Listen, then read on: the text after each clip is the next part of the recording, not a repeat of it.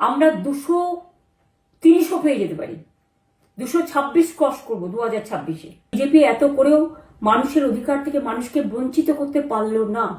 জবাব পাবেন 4 তারিখে সন্ধ্যের মধ্যে, অপেক্ষা করুন। অনেক অত্যাচার সহ্য করে সেন্ট্রাল ফোর্স এবং এখানকার ফোর্স সবার যৌথ অত্যাচার সহ্য করেও টোটাল সমস্ত machinery government of India, prime minister, home minister থেকে শুরু করে পুরো গভর্নমেন্ট অফ ইন্ডিয়া এবং 19টা রাজ্যের বিজেপি নেতাদের এবং অর্থ ভাণ্ডার, শক্তির ভাণ্ডার, বন্দুকের ভাণ্ডার নিয়ে যারা বাংলার মানুষকে জব্দ করতে চেয়েছিলেন, জব্দ তারা কিন্তু ভোট বাক্সে হয়ে গেছে।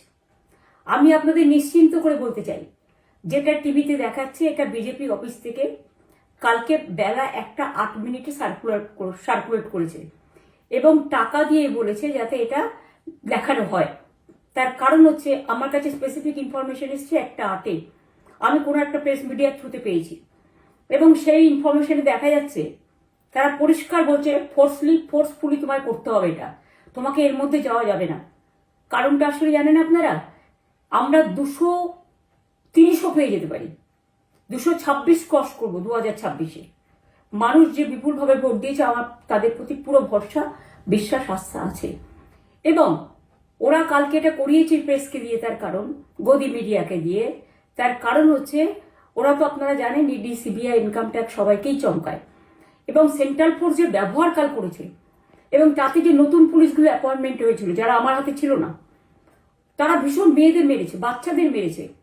যে ভদ্রলোক উদয়নারায়ণপুরে ভোট দিতে গিয়ে মারা গিয়েছে, আমি তার শোকাহত পরিবারকে সমবেদনা জানাবার ভাষা আমার নেই, কিন্তু পরিবারটার পাশে আমরা থাকবো।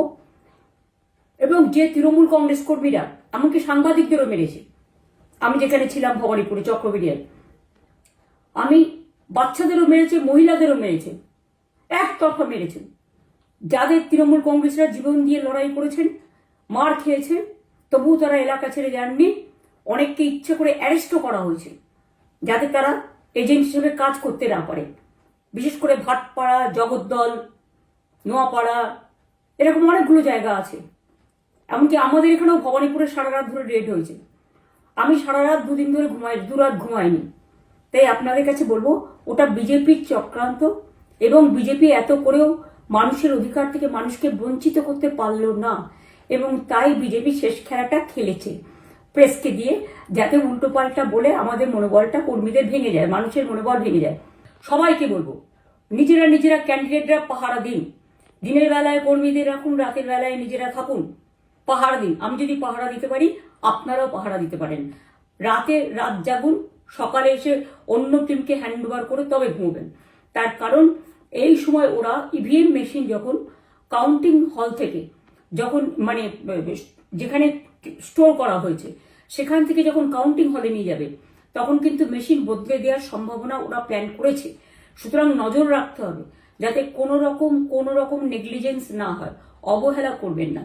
আর কাউন্টিং এমনভাবে করবেন, এমন যোগ্য লোককে দেবেন লাস্ট অব্দি। আমি যতক্ষণ প্রেস কনফারেন্স করে না বলবো ততক্ষণ কেউ কাউন্টিং টেবিল ছাড়বেন না। বিজেপি যতই ভাবুন, ভেবেই বসে থাকুন, আর যতই অপপ্রচার করুন, মনে রাখবেন জবাব পাবেন 4 তারিখে সন্ধ্যের মধ্যে, অপেক্ষা করুন। নমস্কার, ভালো থাকবেন, অনেক অনেক জয় হিন্দ, জয় বাংলা। ইউরোপ, এশিয়া, আমেরিকা, যেখানে যাই, বিশ্বের 145টি দেশে আজ ফ্রুটো পাই।